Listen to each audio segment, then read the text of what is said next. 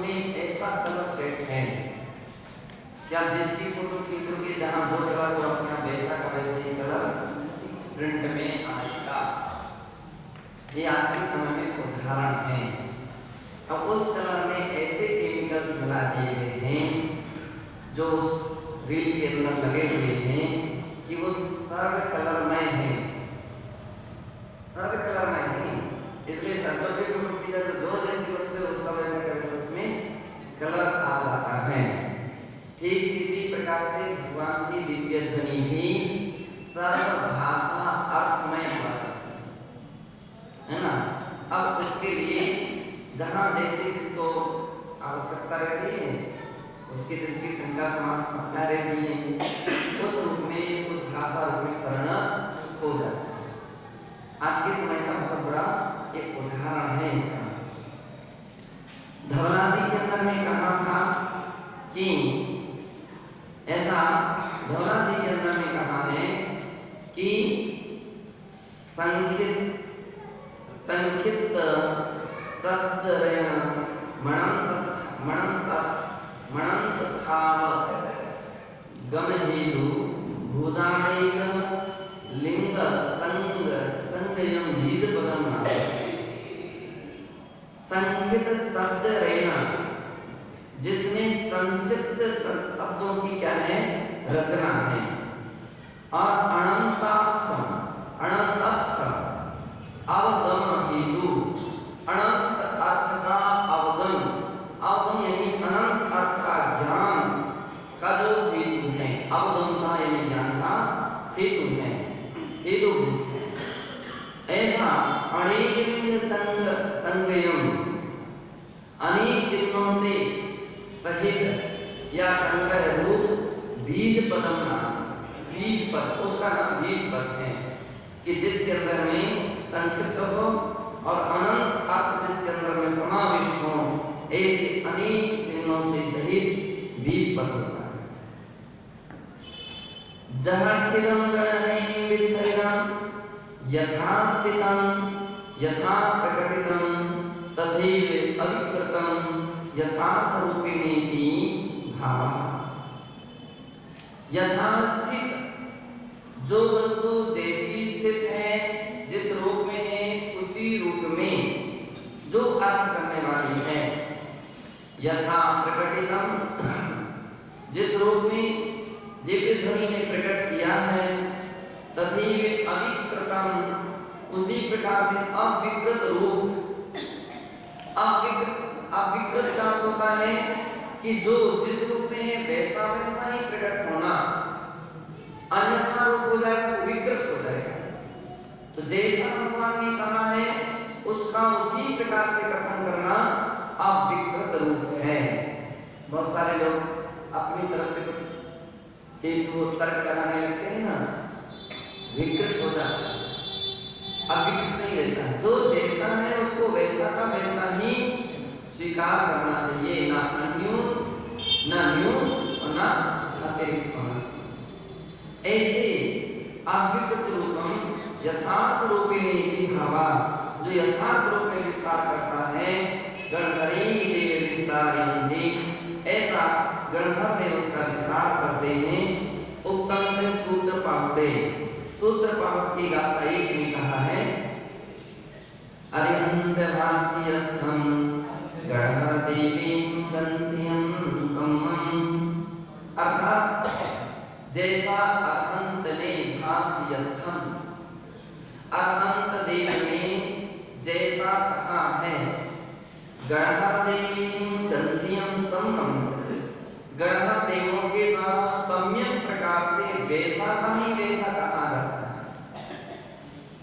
एवं बीज पदात्मक दिव्य ध्वनि अनुसृत्य, इस प्रकार से बीज पदात्मक रूप दिव्य ध्वनि का अनुसृत्य, अनुसरण करके, तमाधृत्य, उसका आधार लेकर के, द्वादशात्मक सूत्र रचना गणधराम प्रवृत्ति, और उसका आश्रय लेकर के द्वादशात्मक रचना को सूत्र रूप में गणधर देव करते हैं।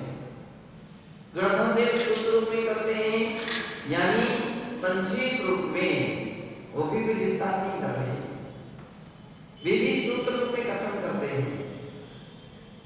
उत्तम से धर्मार्थ ग्रंथे, धर्मार्थ ग्रंथ में कहा भी है बीज पद निर्णीयर्थ परोव्याम, बीज पद निर्णीयर्थ अर्थात बीज पदों में ली ऐसे अर्थ रूपणा को द्वाल संधानम कारो, द्वाल संधानम अभिभाषा, द्वाल संग कहना है आचार्य, लेकिन द्वाल ऐसा भी प्राकृत में कोई शब्द बन सकता है।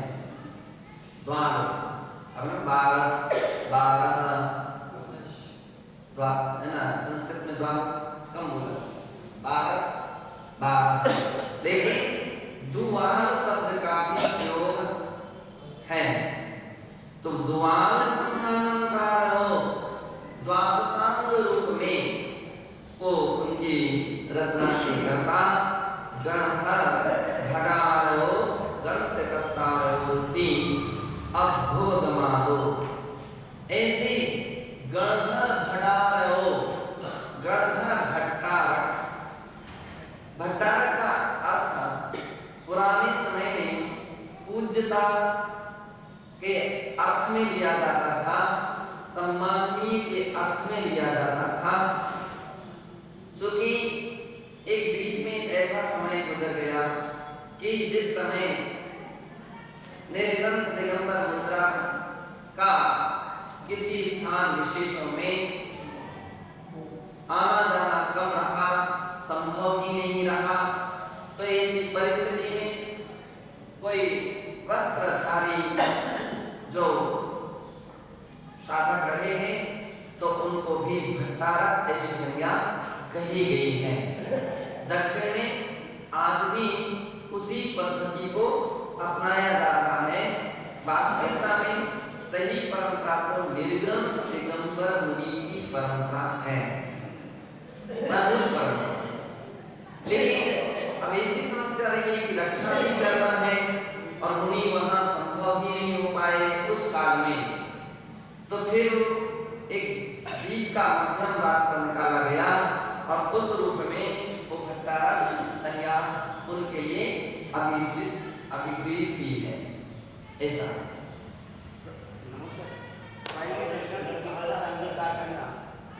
और उसके पश्चात वस्त्र को धारण करना और इस तरह से भट्टारक की दीक्षा, तो उनके लिए निर्ग्रंथ दीक्षा नहीं दी जाती वर्तमान में ही पहले निर्ग्रंथ की दीक्षा होती है। अभी हमको जो बताया गया था शुल्लक दीक्षा दी जाती है। पहले निर्ग्रंथ बनते हैं, निर्ग्रंथ बनने के बाद समाज निवेदन करती है, फिर समाज निवेदन करने के बाद वस्त्र करती है समाज। नहीं, जो हमारे पास चर्चा है ना, तो उसके लिए कौन सा शुल्लक कहा जाता है?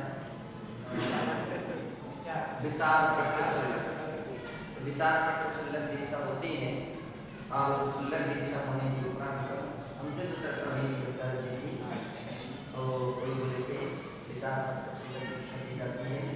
इसके उपरांत या तो कोई वरिष्ठ भट्टारक जी या समाज है वो निवेदन करती है और उसकी भी परंपरा चलती है।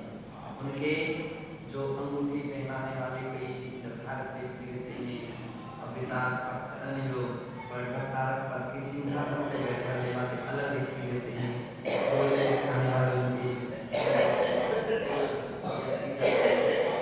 अभी तक हम इसके देखने में तो नहीं है, पढ़ने में तो नहीं है कि कैसी कैसी क्रिया की जाती है। लेकिन चारों कीर्ति जो भट्टारक जी हमारे थे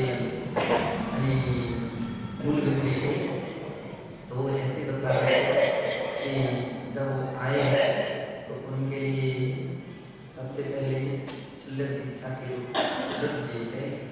शुल्लक दीक्षा के व्रत लेने के बाद उनके गुरु ने उनको आदेशित किया कि आपको यहाँ की ये सब धर्म की रक्षा करना है या क्षेत्र की या मूर्ति की रक्षा करना है।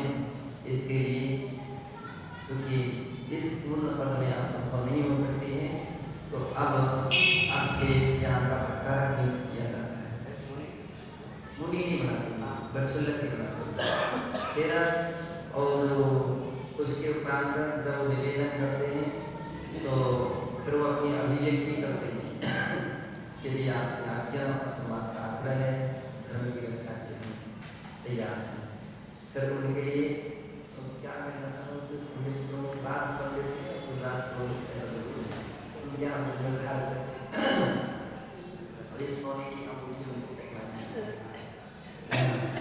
फिर उनके लिए किसी कमंडल वगैरह भेंट किया गया और पालकी में स्थापित करके संस्कार रोज भी होते हैं तो पालकी में बैठा करके उनका एक जुलूस निकलता है फिर उनको संस्कारित किया जाता है और उस दिन से फिर उनके लिए बैठा यह संज्ञा विचार पट्ट का स्थान चेंज पट्ट पद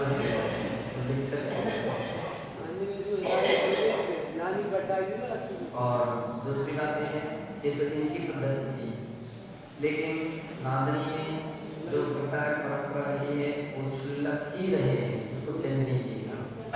उसके विषय में यूँ कहते हैं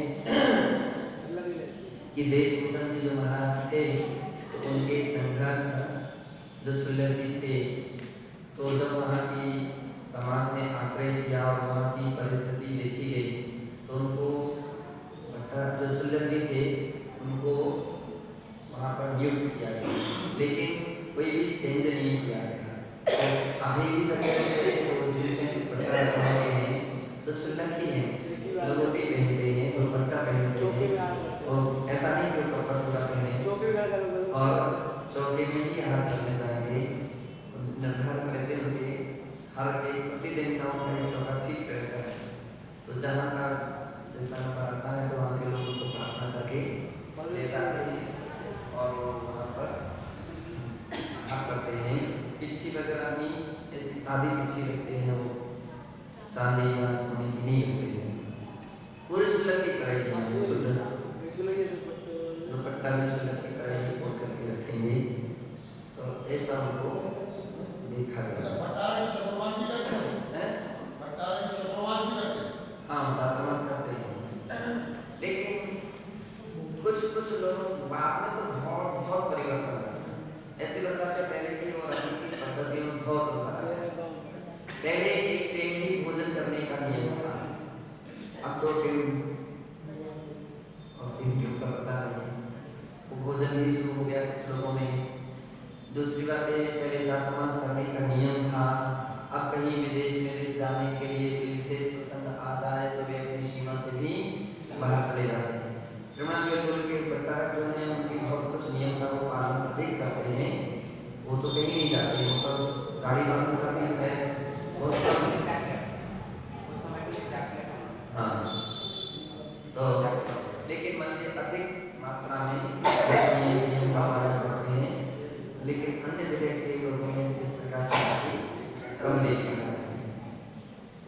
तो जो अपने प्राचीन परंपरा की अपनी यहाँ पर चर्चा चल रही कि भट्टारक यानी पूज्य आदरणीय गणधर परमेष्ठी शास्त्र में भगवान के लिए भट्टारक महावीर अब यहाँ पर भट्टारक गणधर और भट्टाकलंक तो उससे निर्ग्रंथ मुद्रा के धारी ही भट्टारक की यहाँ पर चर्चा है। इस बात को समझना चाहिए ना कि गणधर परमेष्ठी को आज जैसे कि भट्टारक मान लेना चाहिए। तो आज जैसे कपड़ेधारी वस्त्रधारी भट्टारक नहीं थे वे कैसे थे निर्ग्रंथ थे मुनि मुद्रा के धारी थे 4 तो पूरे वितरागी दिगंबर साधु थे।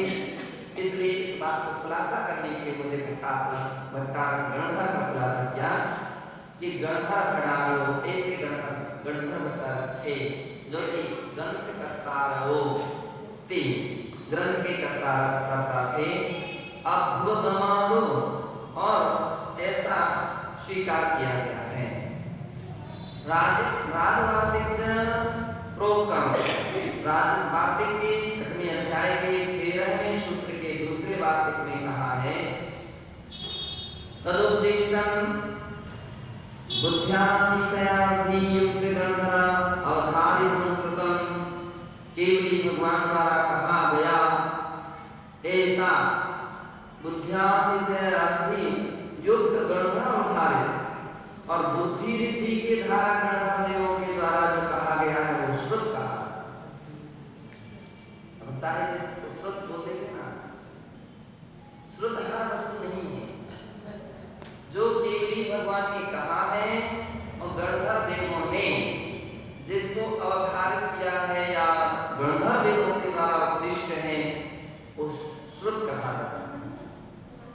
आमतौर पर यूं कहा जाता है, जो सुनने की परंपरा चलती रही है, एक आचार्य अपने शिष्यों के लिए सुना देते थे और वे अपने शिष्यों को सुनाते, वो अपने शिष्यों को सुनाते हैं।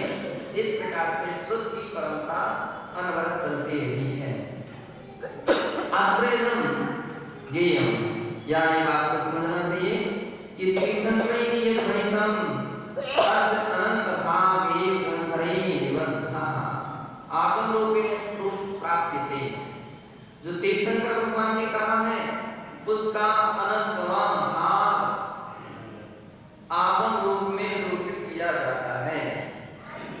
तीर्थंकरों के द्वारा जो कहा गया है अनंतवां भाग गणधरों के द्वारा गणधरी निबद्धा आगम रूप में, गणधरों के द्वारा आगम रूप में निबद्ध किया जाता है।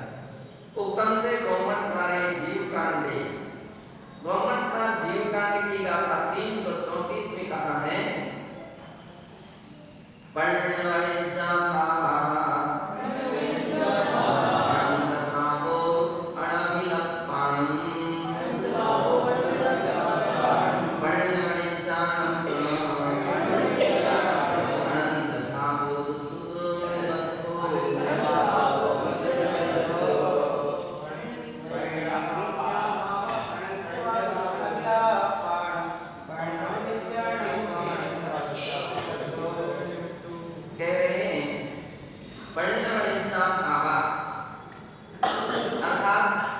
तीर्थंकर भगवान ने अपने केवल ज्ञान में जितना जाना है उसका अनंत भागवतो अभिलिप्पाणम, अनंतवां भाग ही कहा जा सकता है।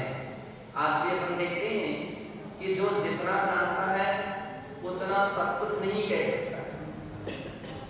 आज भी जो जितना जानता कितना भी कहता रहे तो भी उसका अनंतवां भाग ही रहेगा, बहुत कम रहेगा।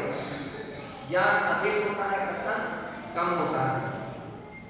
तो केवली भगवान जितना जानते थे उनका अनंतवां भाग उनके केवल ज्ञान में यानी उनके द्वारा कहा गया, कथनीय रहा। और उसके कथन में आए दिव्य ध्वनि के द्वारा उपदेश में आया पढ़ने वाले जानन गुण, और जो भगवान की दिव्य ध्वनि में घिरा है उसके अनंत भागो सुदृढ़बद्धो, दिव्य ध्वनि में जितना भाग घिरा है उसका अनंतवां भाग ही श्रुत निबद्ध हुआ है, श्रुत निबद्ध हुआ है, ऐसा जानना चाहिए। यानी उतना ही शास्त्रों के द्वारा कहा गया है ऐसा जानना चाहिए। आज चतुर्दशी है, चातुर्मास